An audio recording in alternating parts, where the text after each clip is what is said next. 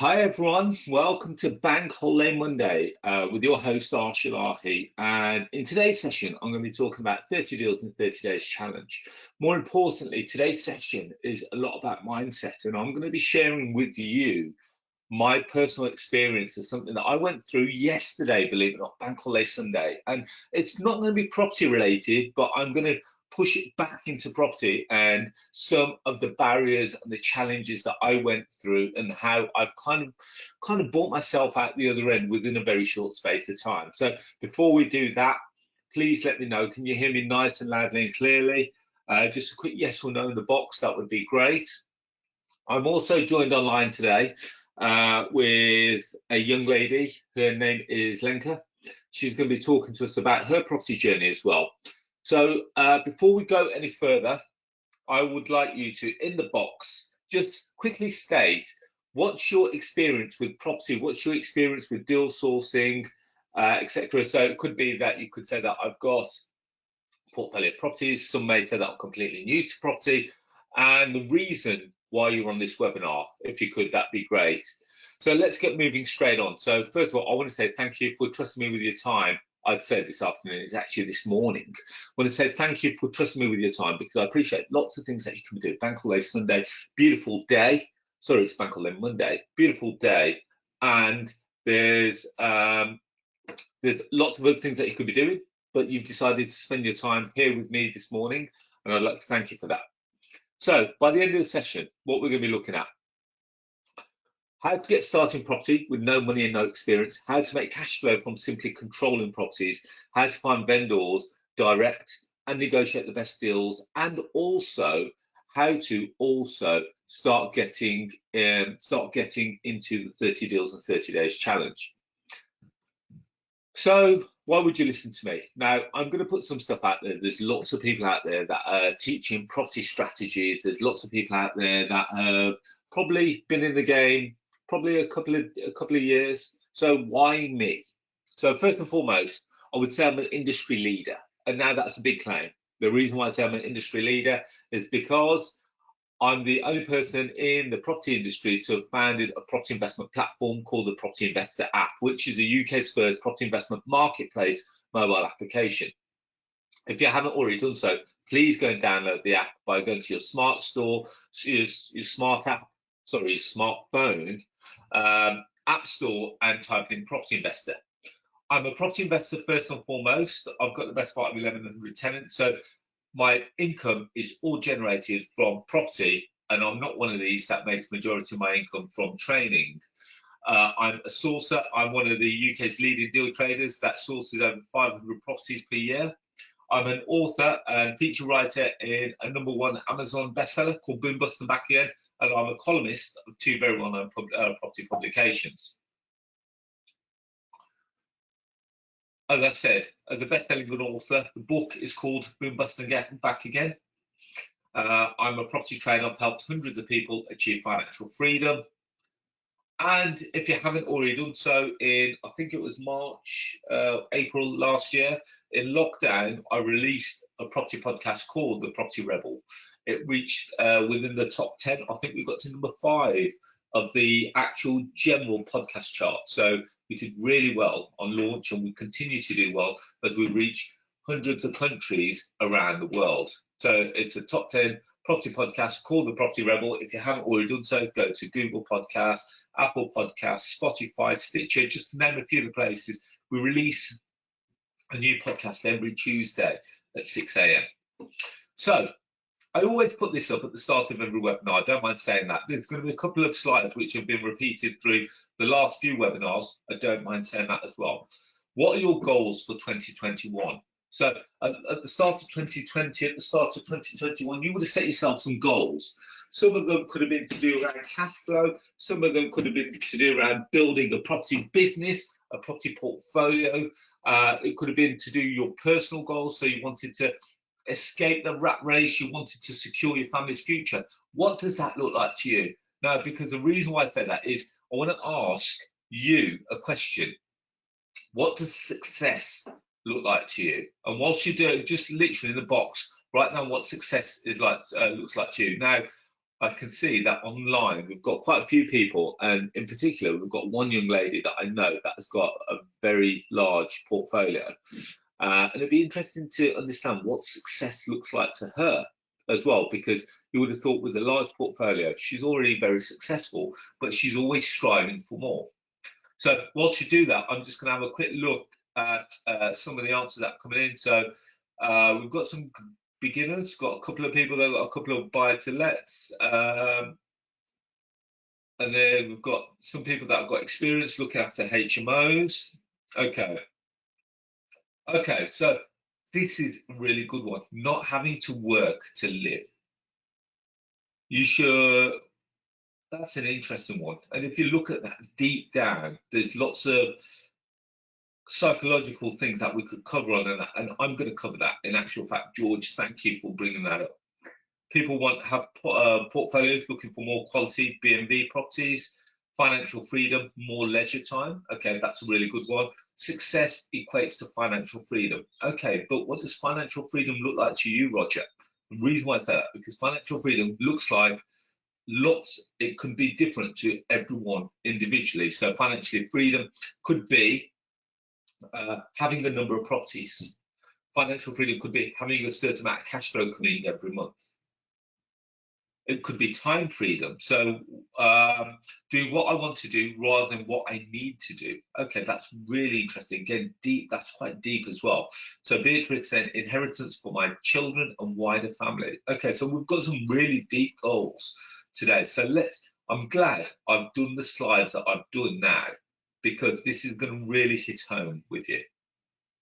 So for me, success is living life on my terms, having the flexibility to work when I want, from where I want, and with who I want. So this is some of the home truths that I'm going to put. Quitting your job isn't scary. So some of the points that you guys just raised, I did not know that you can raise those. So this is really timely. So quitting your job isn't scary. Do you know what's scary? We're all going to die anyway. Why not take a chance on your passion? Now give me your best. I can't because I did it, others did, and if they did it, you can do it too. We're all human beings at the end of the day. Some just work harder and apply what they know, others don't. Sitting at your senior home at 80 thinking, what if I just tried to follow my dreams when I was young?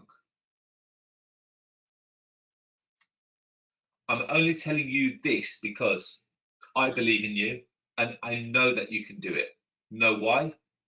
Because I declare, and I have declared from the start of the year, that 2021 was going to be one of your best years ever. Now, just think about that for a second. How many times have you looked at something and you've talked yourself out of it? Now, the reason why I put that in those slides in there, I actually put them in there this morning because I'm going to tell you a little personal story. So I'm currently about to do an Ironman. Ironman is where you swim 2.4 miles in open water. Then when you get out of the water, you go and do a 112-mile bike ride. And then when you get off the bike, you then go and run 26.2 miles, which is equivalent to a marathon. So that's happening on the 4th of July, 2021. It was postponed. I was meant to do it in 2020. It's been postponed to this year. I really hope it doesn't get postponed any further. Now, the reason why I'm telling you this story is because yesterday, Bank Holiday Sunday, the day before yesterday, I went for an open water swim with some friends, and I thought I did quite well that day. And then yesterday, I'm trying to do an exercise every day. So yesterday, I jumped on the bike in the morning. I thought I'm going to be on the bike for a couple of hours. And then within the space of 10 minutes of being on the bike, I hit a massive mental barrier to the point where it's almost like I needed to get off the bike. I had to get off the bike. And I started, all the negative thoughts started running through my mind. I can't do this. How am I going to do this? How am I going to exercise consistently, do all these activities for the best part between 12 and 15 hours. You know, the cutoff point is 17 hours. Is my body going to be able to handle it? Am I mentally going to be able to handle it? And guess what I did, guys? I'm not proud of this. I managed to get to an hour. So I pushed through mentally for an hour, and after an hour, I jumped off the bike. I did only 50% of what I was meant to do. I did 20 kilometers, which is equivalent to 12 miles. Now, bearing in mind, that's 10% of what I'm meant to be doing in the Ironman event. Now, the reason why I'm telling you this story is because lots of you would have gone through the same things. How many of you have started something and then talked yourself out of it? Be honest here, please, because this is the point where almost, I hope, realization kicks in. And the reason why I tell you that story is because after the cycle, I really, when I say beat myself up, mentally was really tough on myself. Said, I can't do this. I'm going to struggle to do this. I think I'm going to fail. I went and spoke to the other triathletes that are in my, almost like my WhatsApp group, and I said to them, guys, I'm really struggling. What do I do? A lot of them said, Arsh, defer it for another year. Defer it for another year. And I said, well, that's another 12 months of anger, torture, and also training. And I said to myself, you know what? Lots of people are now saying that they doubt my ability. So what I did is that I had a chat with myself during the day. I sound a bit crazy right now. I had a chat with myself during the day. And then yesterday evening, I went for a run. I said to myself, I'm going to run 6 miles. I'm not going to run fast, but I'm going to run 6 miles, and it's going to be consistent, and that's going to be my starting point. And I've now vowed to myself that for the next month, for the whole of June 2021, I'm going to do a minimum of 2 activities, one in the morning, one in the evening. So the first thing that I did on this bank holiday Monday is that I went and swam. Again, I've done 64 lengths, which is equivalent to 1 mile in a swimming pool. So I've started, and I've got myself out of that dark place. And now, believe it or not, I've started to believe in myself again. When I was swimming, I thought, this is going quite well. I'm actually better at this than I thought. I'm actually faster than I was previously. And as a result of this, I'm now going to go out on the bike again today. I went through a tough time yesterday. I need to be better today than I was yesterday. And this is my philosophy for property and business. I'm pushing myself, I'm striving further towards a better me. Now, my question to you is that, does that story resonate with any of you, or has it all been roses for you? Now, Jen has come and says, me for sure, or friends have almost like told me to change my mind. Believe it or not, Jen, when someone says to me, and I needed to hear from my friends that they thought that I couldn't do it, for me, that is a catalyst. And that is a thing that I need to hear when people say, oh, I don't think you can do it, because I have to prove them wrong. So if people have doubted you, use this as your pivotal point to say, you know what, I'm going to go out there and I am actually going to prove you wrong, and I'm going to smash it. So that is now my purpose for the next month. Completely unproperty related, but hopefully on a mindset level, it teaches you that you can achieve anything that you want to do. More importantly, your body is literally just your body. Everything is to do with your mind. Your body will do what your mind tells it to do.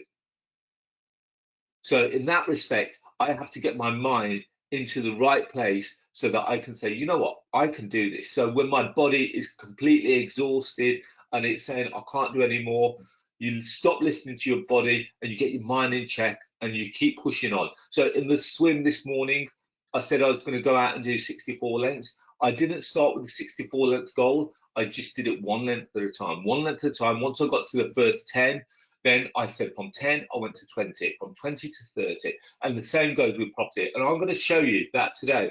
how you can achieve just your first deal within 30 days. Apologies, I feel like I've gone on a major rant there, but hopefully this will help you in your property journey. So I'm going to be talking to you about how property can be not only a very financially rewarding business, but also a lifestyle business. Now, I'm going to be talking to you about two properties that we've taken on a lifestyle choice. Now, one of my goals was always to have a property where I can escape to, almost like a second family home. So I always wanted something down by the coast, down on the south coast. So a property came available in Cornwall. And believe it or not, this person was advertising their property on eBay. And we approached the owner, and we tried to understand what his motivation was. Why would he want? Why is he putting his property on eBay as opposed to instruct a normal estate agent and go through that process? And the honest answer is that he lost all confidence with letting agents, managing agents, and estate agents as a result of them failing to fulfil their commitments. The letting agent struggled to pay him rent. Managing agent refused to tell him when people were in and out of their properties, and the estate agents just failed to go to basic appointments. So as a result of that, I'm now direct to vendor. The vendor actually lives in Tokyo. So when we understood his pain and motivation, I then agreed a 10-year rent-to-rent with the option to purchase, which in essence is a lease option. You know, there's so many different ways of structuring deals, and we're going to be talking about a one-trick pony. So we structured a 10-year rent-to-rent where we got a 6-month rent-free period where I paid no deposit. And this property now generates a cash flow of circa around £2,000 a month, which is equivalent to £24,000 per annum, which when you look at it over a 10-year period is £240,000. Now, I've got the option to purchase this property within 10 years at £200,000. So providing that this property does what it says and it's doing right now, this property should fund itself. And that is what is considered a no money down deal. So lease options is a very good way to acquire properties. However, you can only do lease options once you understand how to acquire lease options or how to find lease options. Again, a second property, very similar to the first property. Here we found a tired landlord. He had a 3-bedroom penthouse. He had a 3-bedroom penthouse, which sleeps 6. Tired landlord, we agreed a 7-year rent-to-rent deal with the option to purchase. We got 1 month rent-free. And this property went on Airbnb last Sunday. So the 24th, I believe it was the 23rd of May. Within 12 hours of going live on Airbnb, it had over 15 bookings at £250 a night. Now, I don't mind saying that the rent that I'm giving to a landlord is £700 a month. Now, if you work on the basis of bookings, that we've got the best part of £3,000 worth of bookings. How many months is that already paid for? That's pretty much paid for 4 months' lot of rent. So when we look at property, it can be very strategic and very calculated if you do it correctly. So my goals for this year, don't mind saying, for 2021 and 2022, is that I want to trade the best part of 1,000 properties within a year. Now that's a lot. 1,000 properties is equivalent to, you know, the best part of 80. The best part of 80 a month, nearly 80, between 80 and 85 a month. When you look at that, that's a lot, which is equivalent to 4 a day.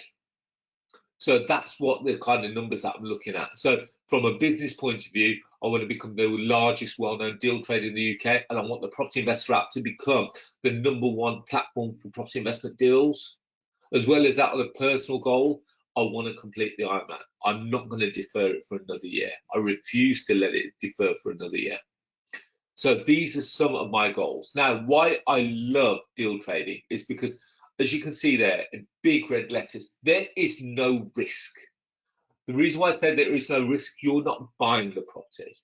You're not dealing with tenants. You're not dealing with maintenance. You're not dealing with bank borrowings. You're simply I'm going to try and de-glamorize this. You are simply a glorified estate agent. You've got a person looking to sell their property, which is the owner. You've got an investor looking to buy the property. And you're facilitating putting them together. So, okay, so someone says, there's only a few deals a month on the app. Can you put more on there? We upload approximately 2 a day.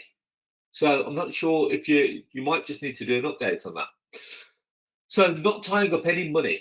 So the reason why I really love deal trading is that you get to see all the best deals first. And this is how I've built up a portfolio. My mindset is that I want to see all the properties, as many properties as I can see. And as a result of that, I decide, am I going to buy it for myself? You know, go back to the examples of Liverpool, go back to the examples of Cornwall, and I can give you hundreds of other examples of properties that I bought for myself.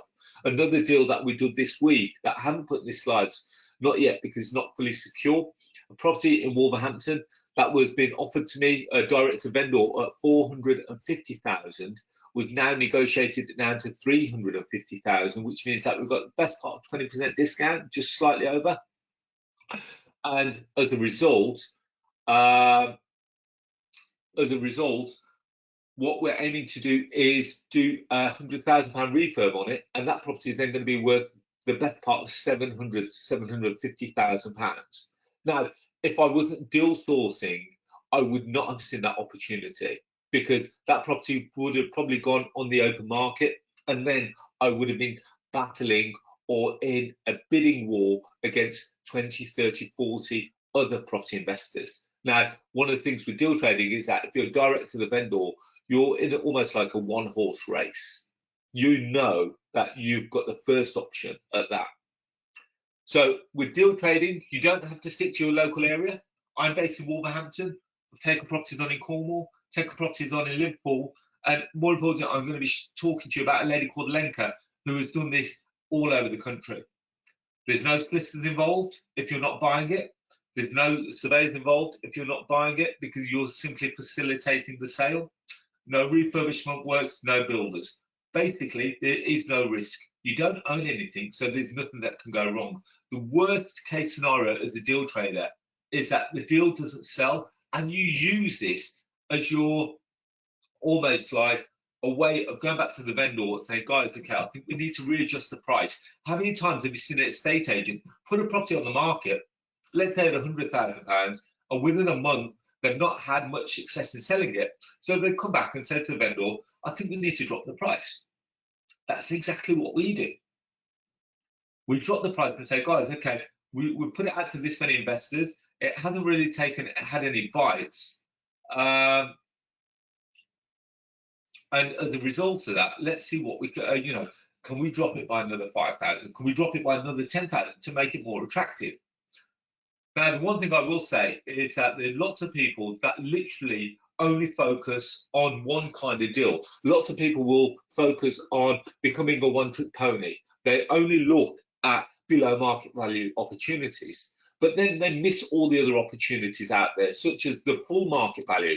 Why would I pay full market value? It's because I can add value in other ways, like rent-to-rent deals, lease option deals, assisted sales, exchange and delay completions, and planning gains. These are just a few of the different strategies that you can do. But if you don't know about all these, would you be missing the opportunity by structuring a different deal with the vendor? Now, going back to my example with the property in Cornwall, he wanted to sell it when we originally spoke to him. But if I didn't know about lease options, I would have lost out on that opportunity. The same with the property in Liverpool. If I didn't know about rent to rent, would I have been able to structure that and speak to the vendor about rent to rent if I don't know about it? Does that make sense? So don't fall into the trap of becoming a one-trick pony. Now, very simply, in deal trading, there are three principles. You've got the owner, the vendor. So when we talk about the vendor, we talk about the person selling the property. This is the person that needs help selling their property. A person that they may have tried an estate agent, or an estate agent that may have tried to sell the property over the last few months. Then there's you, the deal sourcer. Believe it or not, you're the most important cog in this whole transaction. You're the person that's going to be best at understanding the investment properties and matchmaking it to the right investor. And then finally, we've got the investor, the person that is purchasing the property. They purchase the property which meets their criteria, and then they pay you a fee for their service. So the vendor, in order to understand a deal, you really need to understand the vendor and what is their pain and their motivation. Why would they do the deal with you? But more importantly, what is the root of the problem? Why are they selling? People always assume it's down to financial hardship. No, it's not. Money, believe it or not, is not the main motivator when people come to sell their properties. It could be that they're upscaling, downscaling.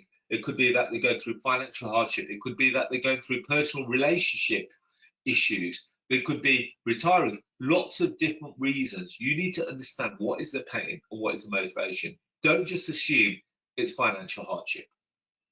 Now, going back to my example in Cornwall, the person wasn't in financial hardship. He was just having difficulties communicating with people like estate agents, letting agents, and management companies.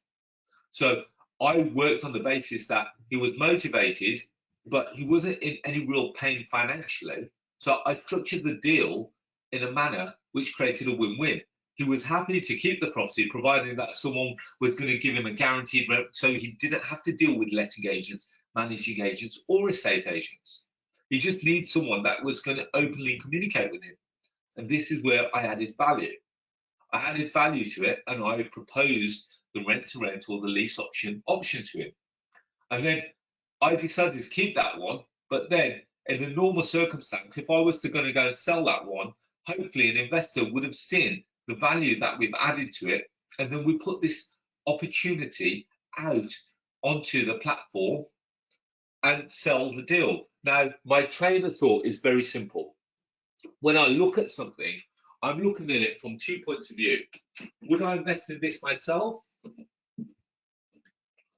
Or if I don't invest in it myself, is this something that another property investor would buy off us in terms of a fee? So our average fees are circa around £4,000 plus VAT. If you work on the basis that before COVID, our average deals were around 500 deals a year. So if you guys do the maths, of £4,000 plus VAT at 500 deals, there's a lot of money to be made in deal sourcing. Now, I appreciate that I'm probably in a slightly more privileged position. I don't mind saying that, but the average deal sourcer should be looking to source at least an average, between 6 and 12 deals a year, just to get started. Remember, it's like riding a bike. When you first start, it's never always going to be easy. You're going to fall off. You're gonna throw your toys out the pram. You're going to have tantrums. You're going to say, yeah, I'm not very good at this, or I'm not very good at this, and I'm going to try off and do something else. These are all part of the emotions that you'll go through. However, for those that stick with it, there is a lot of money to be made. And these are some of the deals that we've done over the last week. You can see we've got below market value deals, we've got serviced accommodation deals, we've got HMO opportunities, we've got rent-to-rent deals. These are a mix of all the different kinds of properties that we're seeing on a weekly basis. This week alone, we did in excess of £30,000 in sourcing fees. Some are direct to vendor, some are deals from agents, and some of them, believe it or not, are co-sourcing with other sources. Here's some of the other deals. So we had a refurbishment opportunity, we had an R2SA, we had a large planning opportunity in HMO, and we had a ready-made 9-bed HMO. These are all properties that are live on the app and came on recently within the last week. Now, I'm going to talk to you about the opportunity. So far, I've talked all about working direct with the vendor. Now, the one thing I'm going to say is that a vendor will probably only have one opportunity, maybe 2 properties for sale at any one point. Now, my train of thought, and when I'm trying to build a business, I want to build a scalable business. And so what's allowed me to scale massively is the fact that I work with agents all over the country. So in the UK right now, there's approximately 53,000 estate agents in the UK. And on average, each estate agent has between 20 to 50 properties. A smaller independent will have circa around 20 properties. A large national may have 100 plus properties. Now, the reason why I'm saying this is because they need your help selling properties as well as you needing them. So I always use the analogy, would you go fishing in a pond where you may pick up 1 or 2 fish? Or would you rather go fishing in the sea where you've got the opportunity of thousands? Think about that for a second. Why would you go and start chasing? Well, I'm not saying don't chase them, but you can still do your direct and vendor marketing, but don't discount estate agents, because estate agents get the deals that you need. And if you work with them correctly and understand the model, and you understand the model,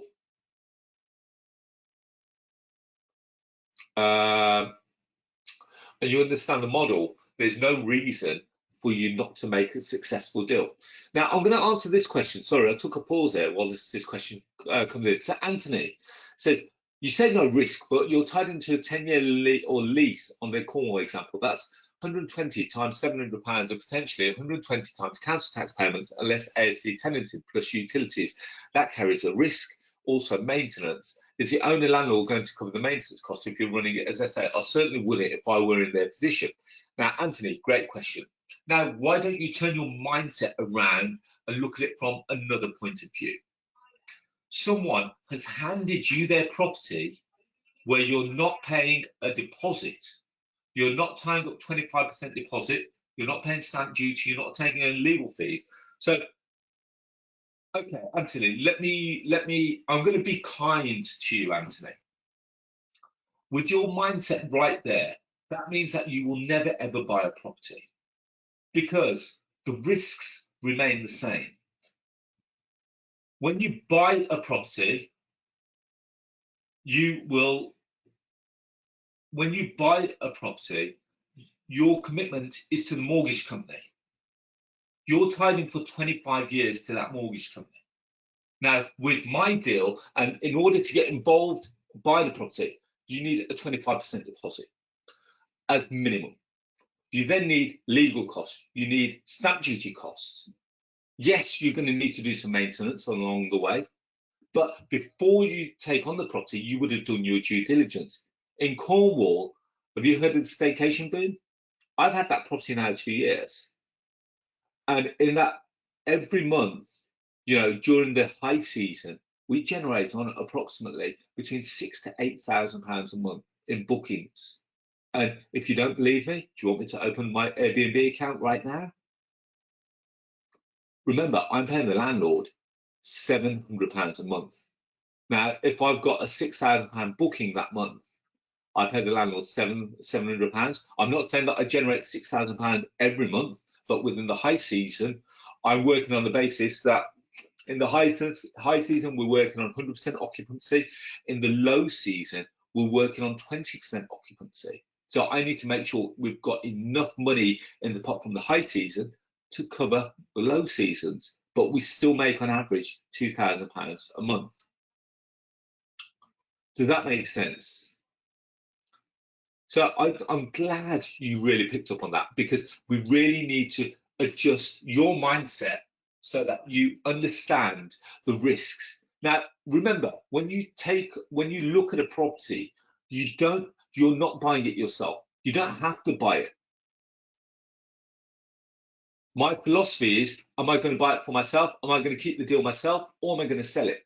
You might have looked at that property and said, oh, that's too risky for me. And in that respect, your risk may be someone else's advantage. Now, lots of people said, Arsh, I will take, Graham says, I will take that deal every day. Amelia says she cannot go wrong with that at all. Does that make sense? Beatrice says also the risk in this property is not the sources, but the investors. Now, just so that you know, Sam says, so what's the best way we're working with estate agents? We'll come on to that in a second. So you've got to adjust your mindset, Anthony. I really appreciate the question. And I really want you to take something on board from this, that by asking that question, it's kind of put me into understanding where you are from a mindset point of view. And with that mindset, you will struggle to buy a property because you will probably worry about maintenance. Yes, we'll have void periods. Yes, there'll be times when the property is not occupied, but we remember we're looking at this from a 10-year point of view. So you've got to think about this when you're looking at it. So will estate agents work with you? Now, going back to the question, yes, they will. Here's an email that I received from one of my estate agents, and they send us deals pretty much every month. So they had two HMOs on their books in Loughborough. They can't sell. It could be that they may not have the investors on their books, or they're struggling to shift it. And I work with estate agents. I got a call from a national, I don't mind saying it, I got a call from a national estate agent this week, just gone, and we're looking to work with those. So they've got almost like best part of 100 agents across the board, across the UK, and we're going to start working with them. I sent them the presentation pack. I'm arranging to meet coffee with some of their directors over the next couple of weeks, and this is where I want to scale to. So why would they work with me? I help sell their properties. I make it easy for them. They still make exactly the same commission, and it gives them another avenue to market their properties. If they've struggled to sell it on Rightmove, Zoopla, or on the market, we're now giving them another platform, which is a targeted database of property investors. And I make money from a property I simply control, and it's a win-win all round. So the way that I operate is I say to the estate agents, you guys still make your money from the seller, I make my money from the buyer. Why wouldn't they work with me? Does that make sense? So answering your questions, estate agents work with me all the time because we put these opportunities, we give them the opportunity to work with us on a business level. So they still make their money, we still make our money, everyone wins. They still remain in control of the transaction. We're not there to railroad or road rail their process. If an estate agent thinks that you're trying to take the property off them, if the estate agent thinks that you're trying to do a deal behind their back, they're not going to work with you. So transparency here is key. So my question is, do deals exist in London? How many people think that you can't do a deal in London? Literally yes or no, please, in the comments box. That would be great. Because I'm going to introduce you in a second a young lady who actually did this deal. She found a below market value deal in London, and it does have a certain criteria set by the owner, but we managed to overcome that. The market value of the property is around 1 to 1.1 million. We agreed £700,000, and we charged a fee at £20,000 plus VAT, which in that scenario is equivalent to approximately best part of 3%.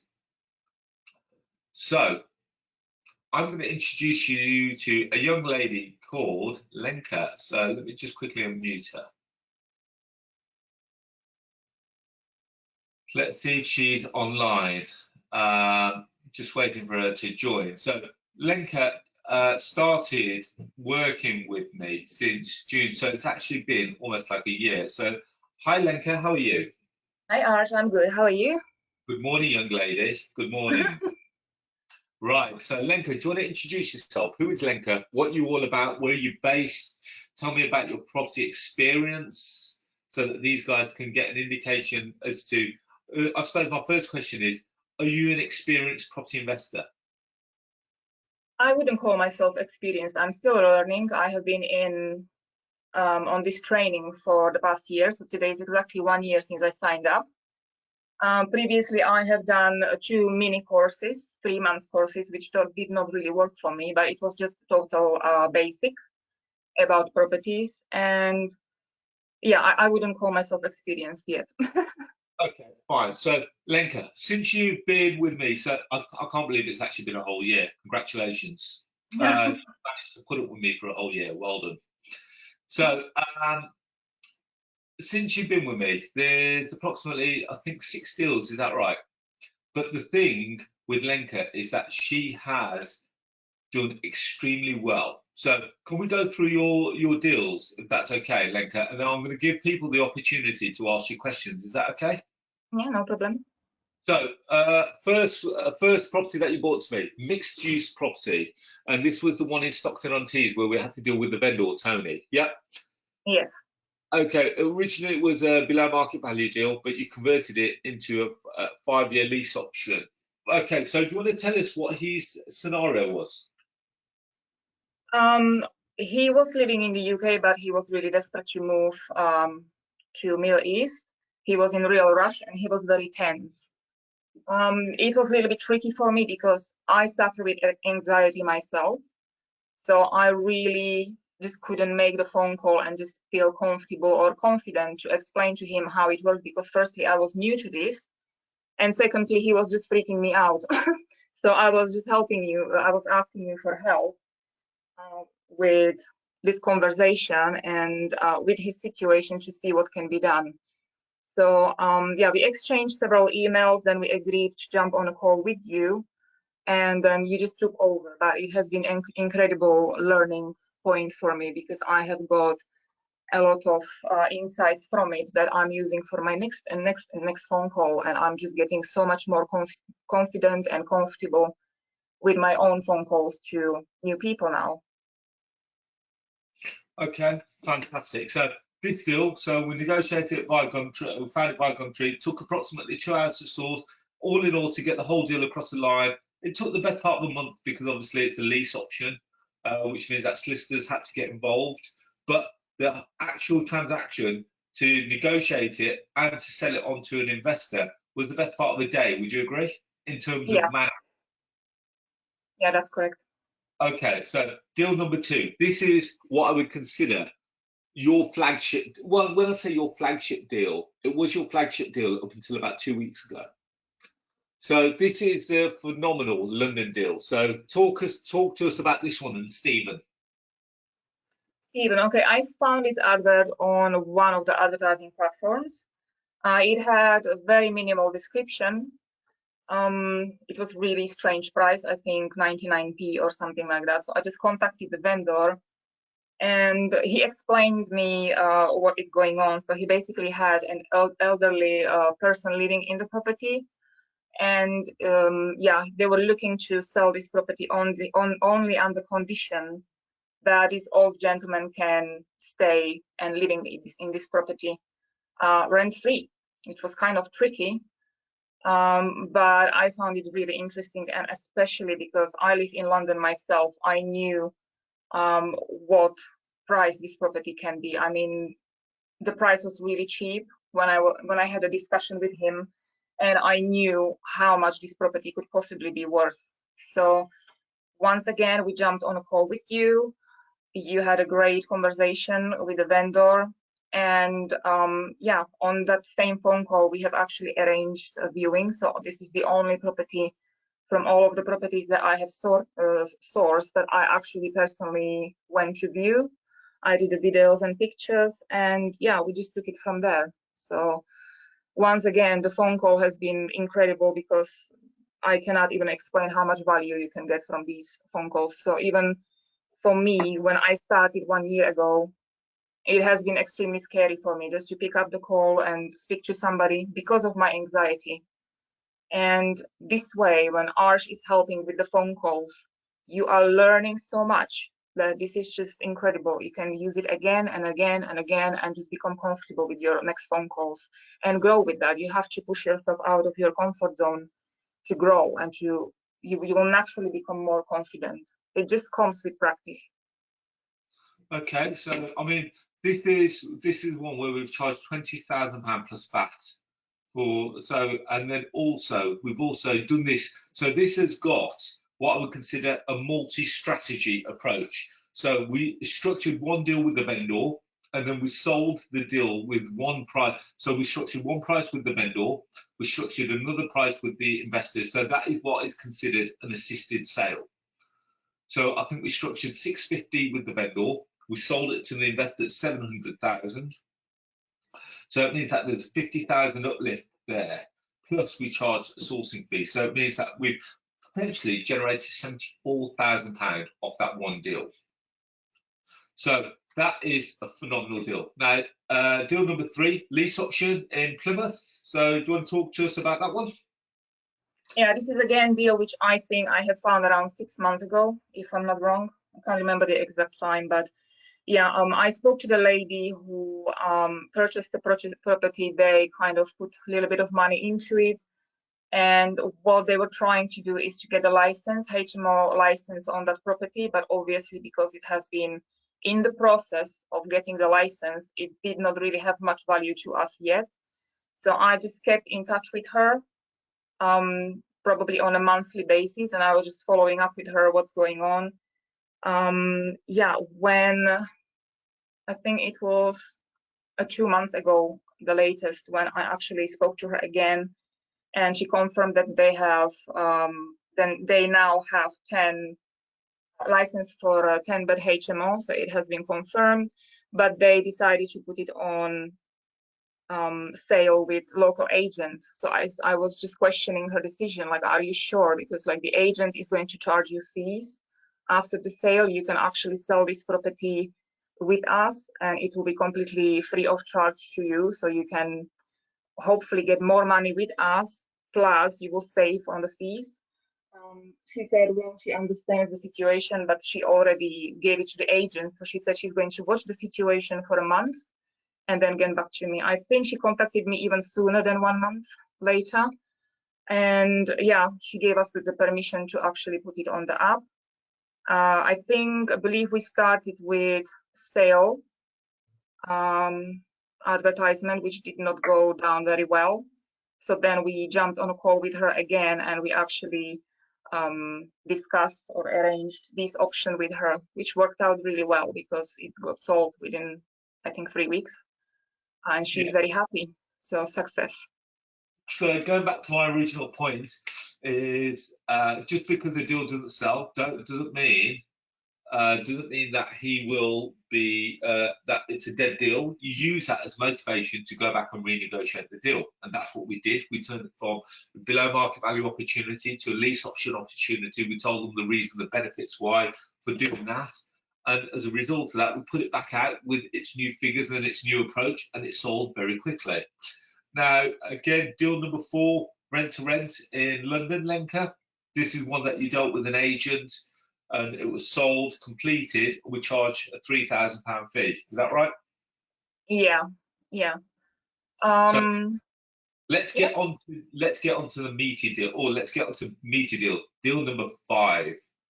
So this is one that obviously is sorry, we've not charged £3,000 fee for this. I should say we've charged. Yeah, that's mistake. Yeah, so we've charged 1%. Which is 1% of 4.1 million is the best part of 41,000. So 41,000. So do you want to tell us about this one, Lenka? Yeah, I basically got this deal from one of the agents because I basically created a collaboration with one of the agents, and he is basically now giving me any properties that he has available.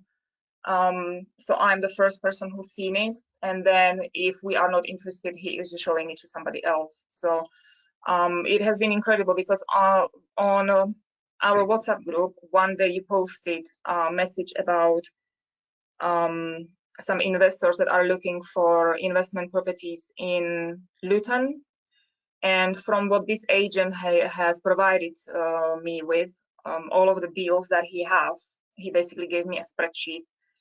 I remembered this deal at the back of my mind that I've seen it probably 1 or 2 months ago. So I went back and I noticed, okay, this is an incredible deal. I think this could work. The actual value is £5 million. We were able to negotiate to 4.1, which I think is incredible discount. And yeah, the investor liked it, and the sale is going through. So it looks like all of it is just going to complete really nicely and without any issues. Yeah, well done. So if you work on the basis of that, so let's work on the basis of 70 grand, and then you've got your 40 grand. Obviously, there's a lot of money there, and that's all. I think, Lenka, is it fair to say that these really started to trickle through over the last 6 months? Yes.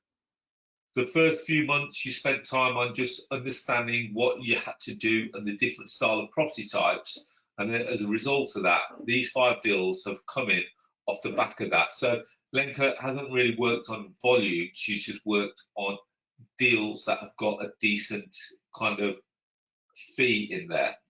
Has anyone got any questions for Lenka? If if you've got any questions, please feel free to type in the box there. So whilst I'm waiting for the questions to come in, as you can see, no transactions will be the same. You have to look at every property and you have to apply a strategy that works best for the owner and the purchaser. So again, we've seen some deals that are below market value. We've seen some deals that are lease options. We've seen some deals that are assisted sale. We've not seen anything with planning or exchange and delay completion yet. We are looking at other opportunities. Like for argument's sake, Lenka, if we go back to obviously the care home and see if we can do almost like a planning game deal with her, that might be an opportunity. So what we'll do, we'll go through some of these. So some questions have come in. Okay, Josh said, how did you explain lease options to the vendor? And then Jen says, so I'll answer Jen's question. How did Lenka find the investors? So Lenka found the investors via leverage of my network. So we sold them to my investors through my investor database. Does that make sense? Amelia says, as a beginner, what were your okay, we've got some great questions coming in. So let's start with Josh's question. How did you explain lease options to the vendor, Lenka? Well, the first case, which was in Stockton Keys, I was totally clueless because I was new to property. So I can't really, I couldn't explain anything. So that was when Arsh actually jumped on a call with us and he basically walked me through, how it really works. And brilliant, because you can basically explain to them, okay, you can get possibly even more money for your property, plus you are going to get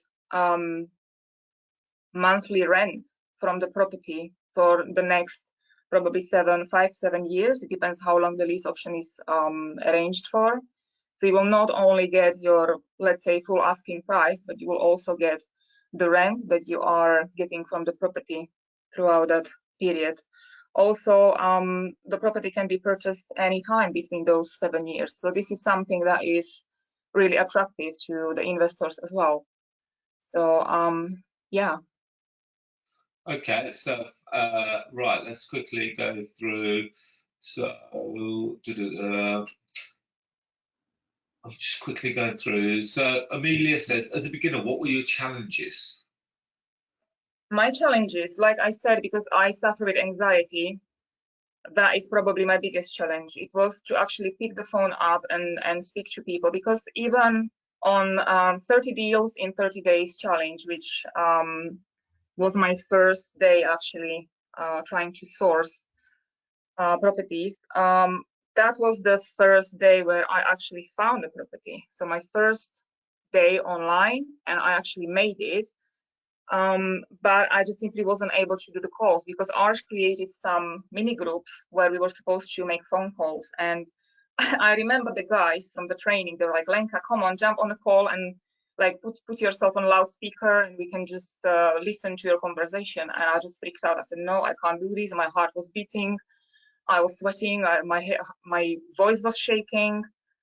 It was just really uncomfortable, and that was probably the biggest challenge. And obviously, like with every deal, because when I was looking at Arsh's presentation today, I think when he was showing the actual different strategies a few minutes in, I think I have done most of them. I think you probably posted 6 strategies. I have already sourced probably all of them from that page, which again explains, do not focus just on one deal, because there are so many different deals and different strategies and you can just do so much better. So I think anxiety is the hardest bit for me. And another bit is to actually create a trust with the person you are speaking to, which is another deal that happened to me just this past week, which I was selling to Arsh that there was a lady which I contacted about a property, and she just simply did not trust me from day one. And it was just really funny because she would just send me an email after email, but she would never reply to me in the same chain. So I had like 50 or 60 separate emails where she's answering to my questions, and I wouldn't be able to get her phone number. I don't have it until this day. But because I was really persistent and I tried to create that rapport and the trust in her, that's how she actually finally gave me her Facebook profile, and we actually connected through Facebook. And now anytime I need to get in touch with her, she is on there within seconds. She provided me with pictures, with videos. Like at the beginning, she started just with like 8 pictures, and 4 of them were from outside. So we did not really see much. So I asked her for more pictures. I think she sent me like 80 plus pictures. So I think it's really important just to fight whatever fears you have, whatever limitations you have, just fight, against that. You need to try to build the confidence within yourself, and just fight, go into the, fight the fear, go against what you are scared of, like fight the fear, go against it and try to beat it. And usually, like if you are consistent, it will always work out in the best way for you. And yeah, this latest deal is the proof of it as well. So yeah, that was probably the hardest. I'm still dealing with anxiety, but I'm doing a lot of personal development as well. So do not stop just because you are scared of something.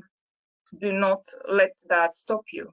Just fight and try to move closer to your next goal, step by step. Don't focus on the end goal. Focus on the next best action you can take to take you closer to where you want to get. So that would be my advice. So, Lenka, another really good question that Nicholas has said, you only physically have seen one of the properties. How have you managed to evaluate the property without seeing it, or is it desktop valuation? And does the buyer do their due diligence?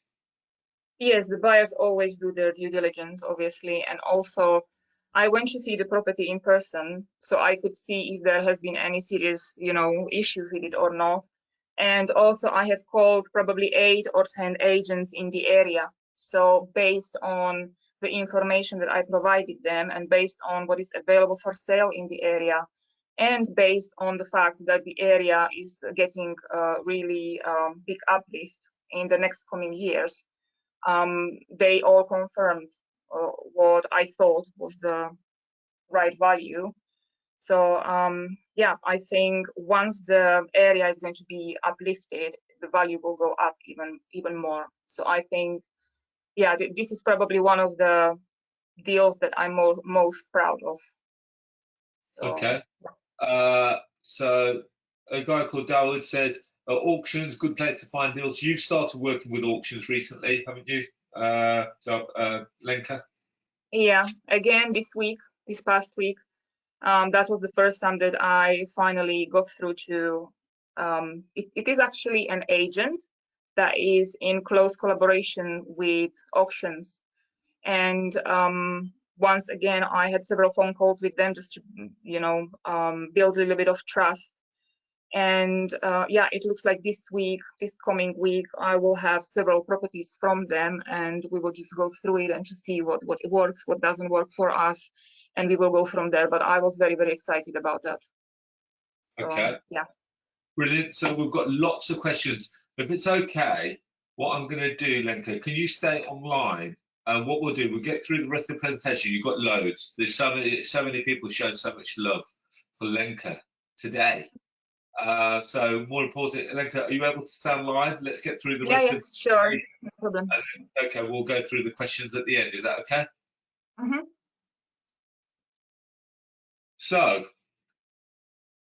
Lenka, I don't mind saying, is just one of many property investors, or should I say property investors or members of the elite property tribe that have done success in the tribe.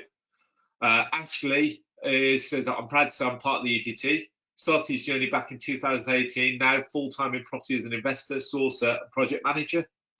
We've got Bavneet, who has done one of a few deals, and he goes that the webinars contain golden nuggets that you can only learn from doing deals day in, day out. Amanda has done a number of deals in the Elite Property Tribe. Massive support from Arsh himself as well as other EPT members. Now, Adam Ludlam is what I would consider to be probably, and I hate to say this, with Lenka on board, probably one of the most successful property investors in the Elite Property Tribe. And the reason why I say that, he's done over 50 deals within the space of best part of 18 months. And Adam has done over 50 deals. He's made a lot of money out of property sourcing. More importantly, he's also bought a lot of properties himself. Tried to get him online, but he's busy today. So it would have been good to have him and Lenka online. But what he decides to do is deals that he can buy himself, he will keep.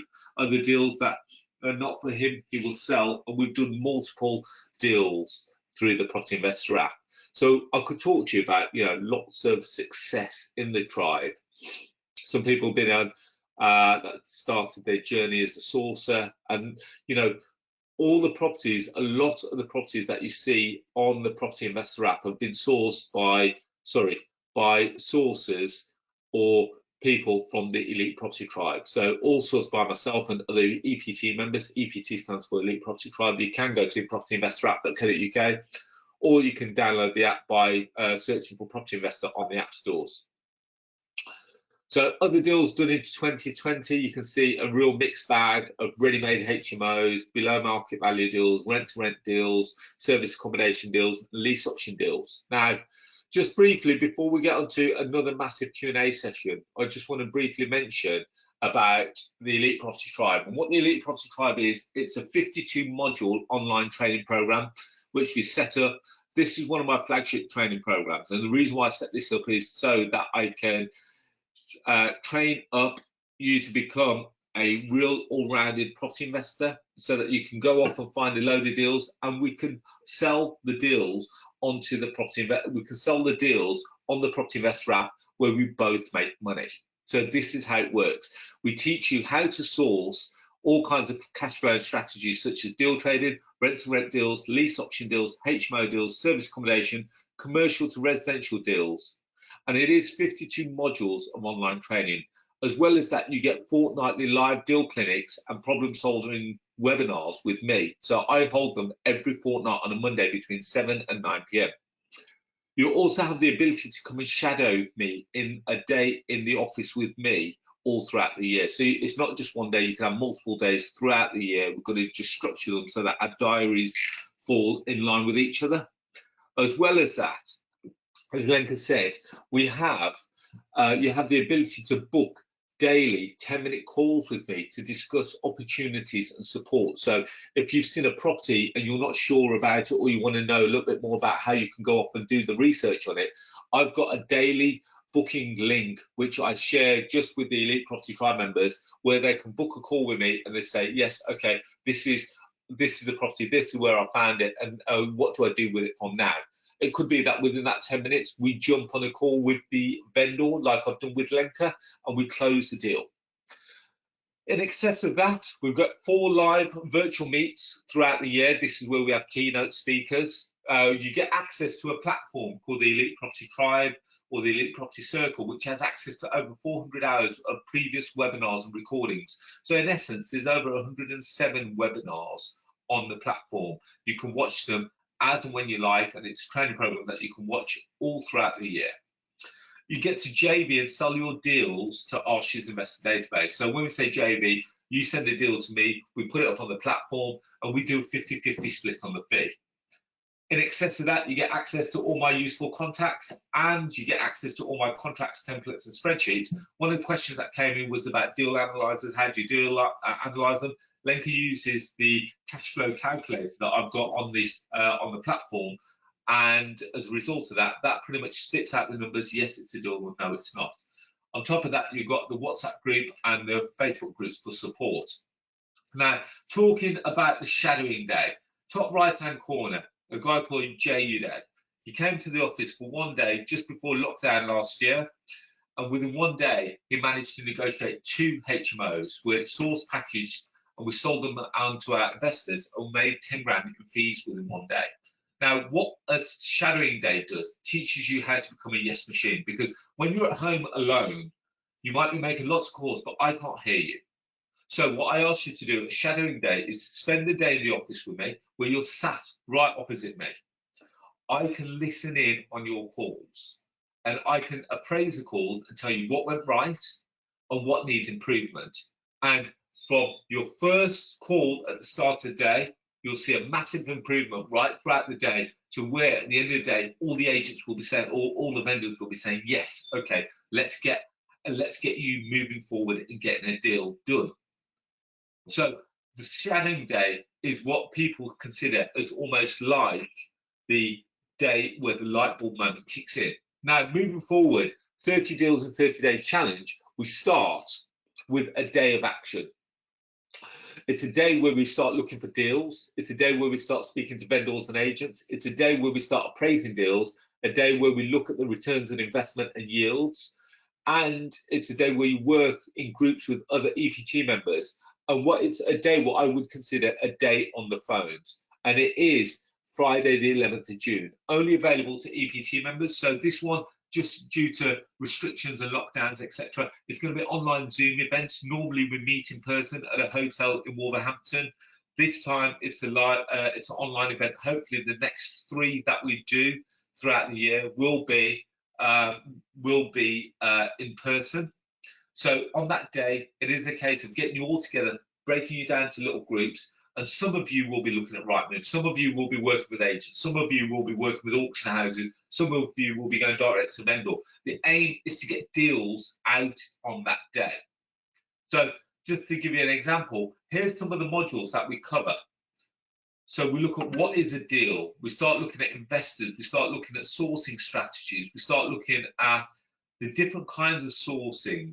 I appreciate I'm going very fast here. How to use planning registers, how to use spare room, how to use HMO registers, how to be strategic, how to advertise a property, how to find investors, how to negotiate rent-to-rent deals, how to negotiate lease options, how to understand what to charge, how to do JV partnerships, how to understand what is your exit strategy. So over 52 modules, the aim is for you to become a full-on property investor where you understand all the strategies.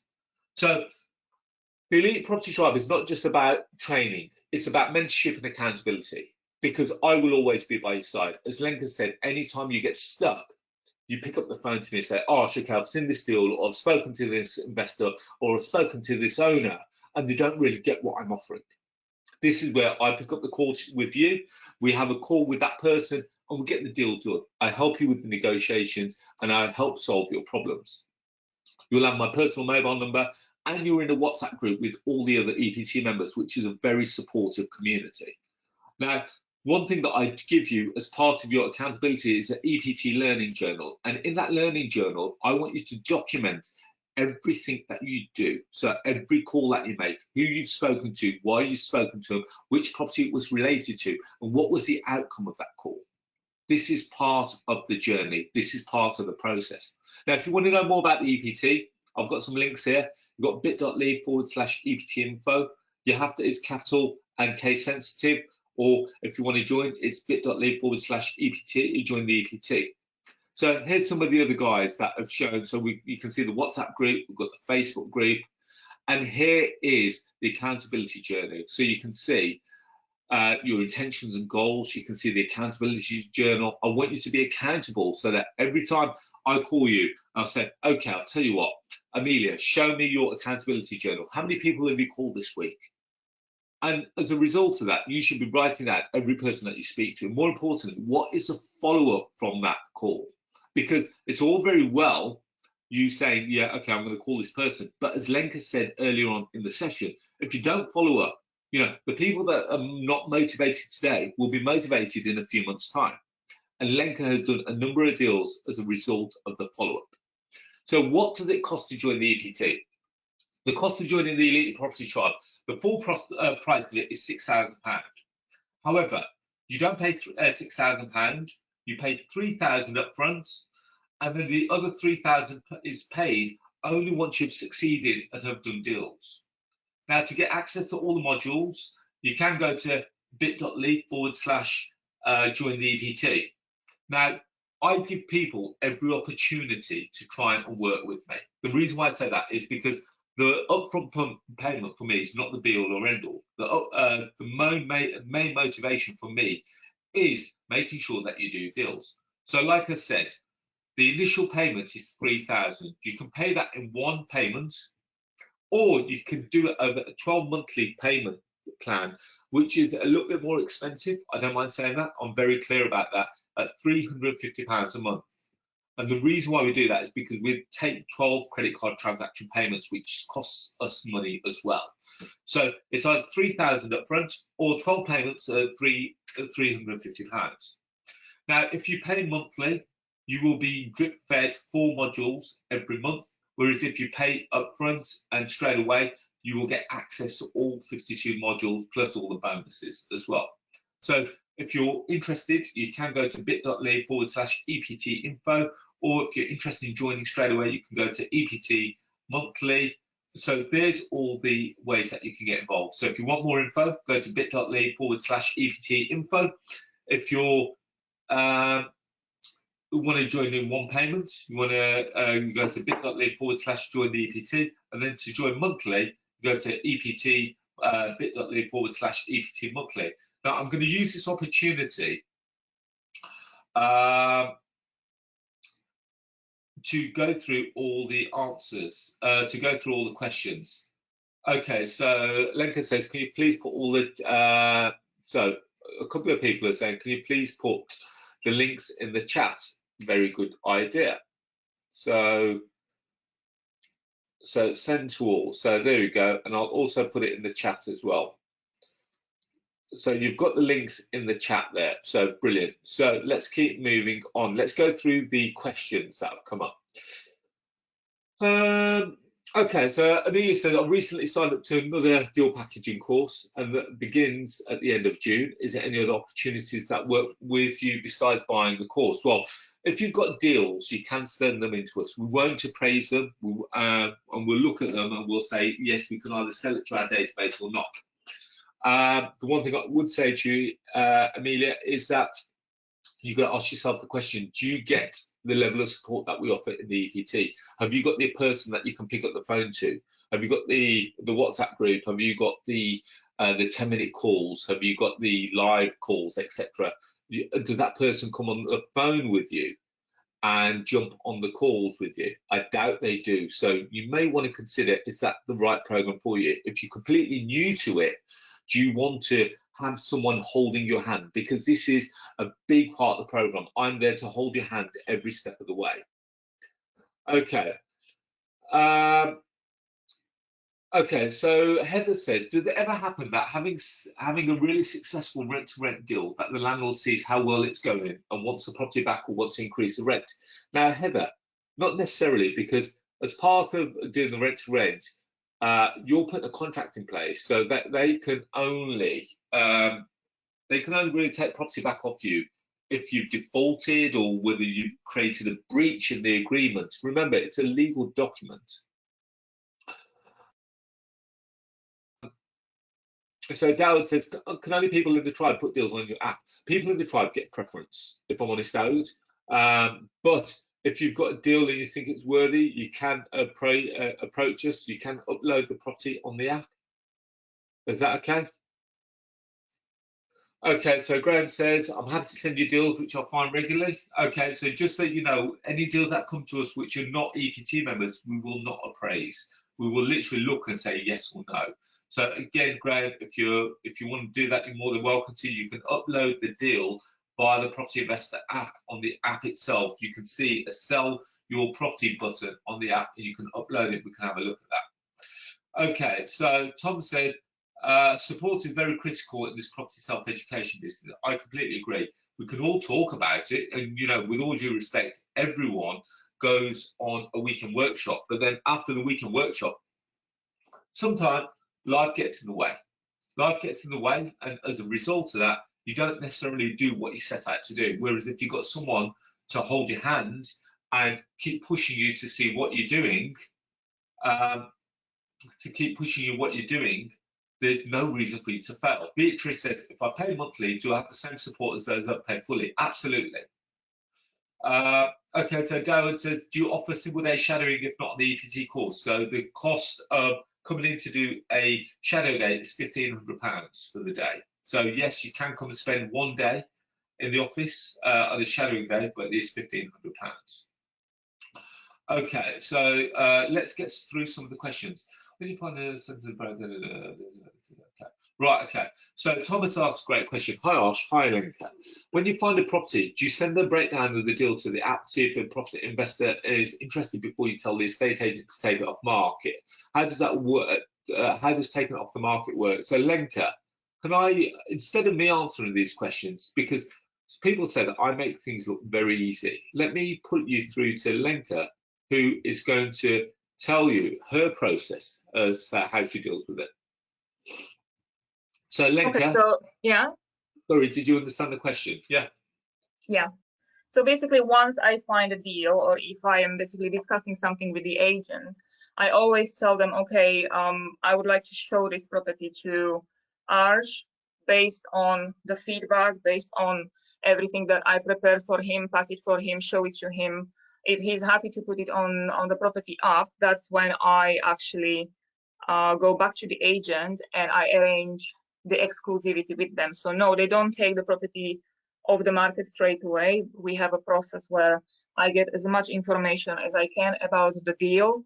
I pack it for Arsh, then we arrange a phone call where we are discussing the deal through the phone call, and only then I am going back to the agent and I'm discussing the actual exclusivity with them, and then we take it from there. Okay, so Anna has asked a question, what tools do you use to appraise property deals? What tools? Well, is the calculator, obviously. Also, I'm doing my research on the area, on the prices, rental and sale prices of the property. It depends what it is, if it is for sale or for rent. Then also we are checking on spare room. Again, it depends on the deal. And once I pack everything, I send it to Arsh. If Arsh appraises it, then it goes to his team. They will double check it, triple check it. And then it's Arsh again who is doing the last push, and he actually uploaded on the app. So yeah, it is always checked several times before it is uploaded and go live on the app. Okay, so Sejal says, do you go and view every property before we present it to you? So how many properties have you viewed, Lenka, yourself personally? I have viewed only one property, and that was the big deal in London, and that was simply because I did not want to lose the deal. I knew that this is very, very good opportunity. It's amazing deal, and because I live in London, that's when I decided to go there. So that was the only property from all of the properties that I sourced that I actually went personally see. Okay, so you didn't go see the one in Stockton-on-Tees, you didn't go see the one in Plymouth? No. You haven't been to see the ones in Luton? No? No, no. Okay, so let's just have a quick look. So how many different platforms are you using to find deals? Are you only using Rightmove and Zoopla, or are you mainly focused towards finding direct to vendor deals? I am pretty much everywhere. I am relentless. So it really depends on the day, because sometimes I have a good day, sometimes I have a bad day. When I feel like I'm not very successful with my research, I just take a break and I go out for 20 minutes, then I return and I focus on different platforms. So most of the platforms that are out there, that's what I'm focusing on. But it really depends on how successful I am within, let's say, 1 hour. If I don't find anything interesting, that's when I move to the next platform and then to the next one. So it really depends on a day and how I feel, because sometimes I feel like there is just something holding me back. So I don't feel like I want to make the phone calls today. So I just do my research, bookmark the properties, and I do the phone calls next day. And I tend to make at least 10 to 14 phone calls per day. So I'm really on it every day. Okay, brilliant. Right, okay, so Imran says, what tools do you do for your research? So I think we've kind of covered this, but do you just want to touch upon it? It goes, what due diligence on the product? What do you do to do due diligence? What websites are you using? I think we already answered that, but like I said, it depends on a deal. If it is something for sale, obviously, if it is, usually I go on Rightmove or on Zoopla and I just check the price comparison for sale or for lettings. If I can't find any answers there because there is nothing for sale for, let's say, the past year, I just simply pick the phone up and I call 5, 6, 7 agents just to get the valuation or rental values from them, just to, you know, double check on whatever I found that the information is correct. Yeah. Okay, so let's have a quick look. I think, well, hang on. So let's have a quick look.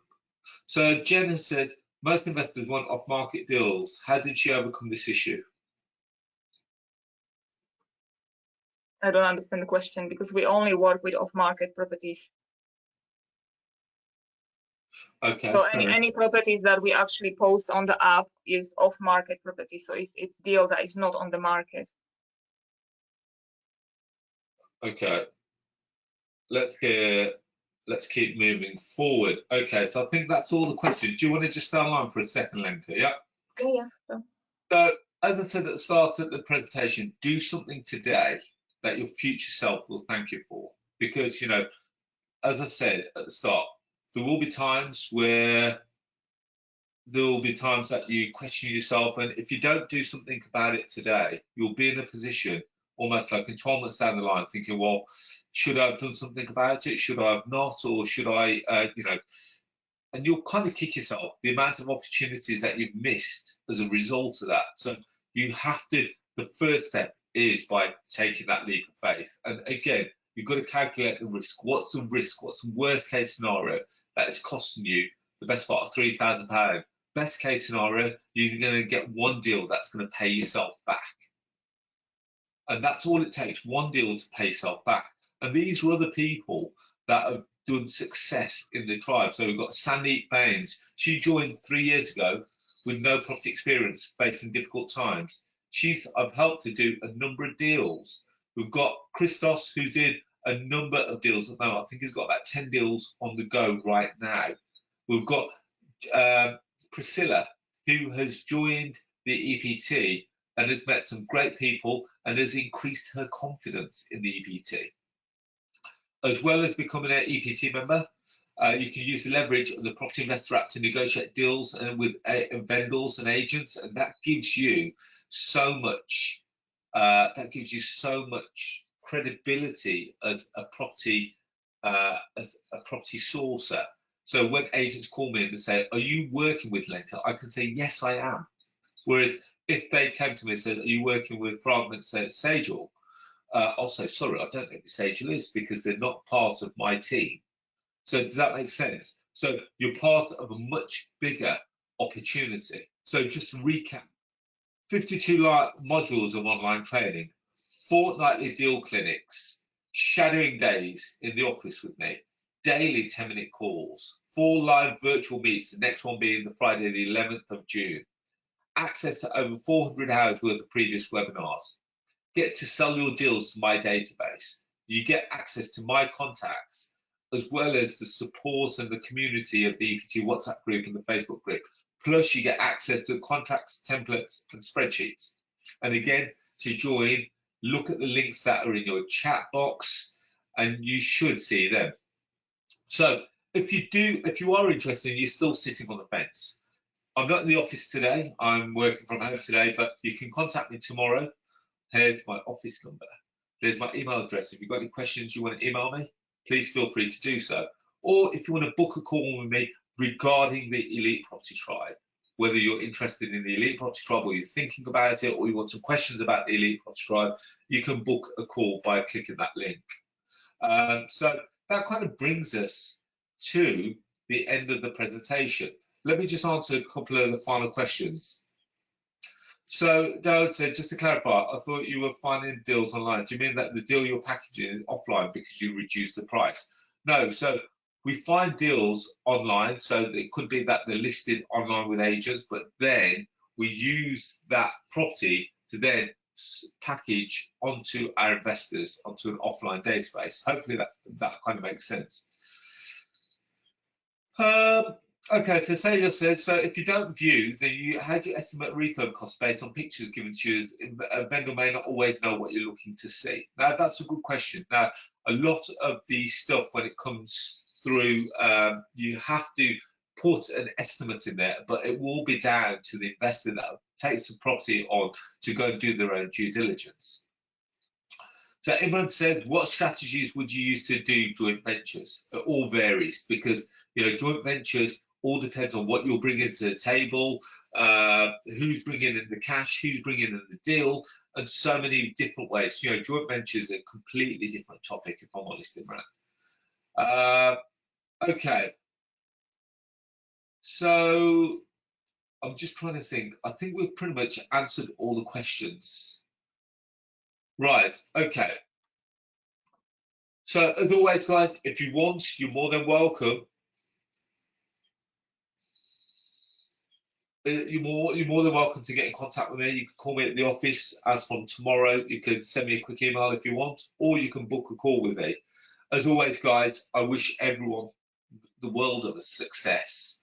And more importantly, I really hope that I get to work with you in the Elite Property Tribe. And as a result of that, let's create success together. On that note, guys, have a great Bank Holiday Monday. Enjoy the rest of the Bank Holiday weekend. And I look forward to speaking to you all soon. And Lenka, thank you very much for coming online. Thank you. Take care and bye-bye.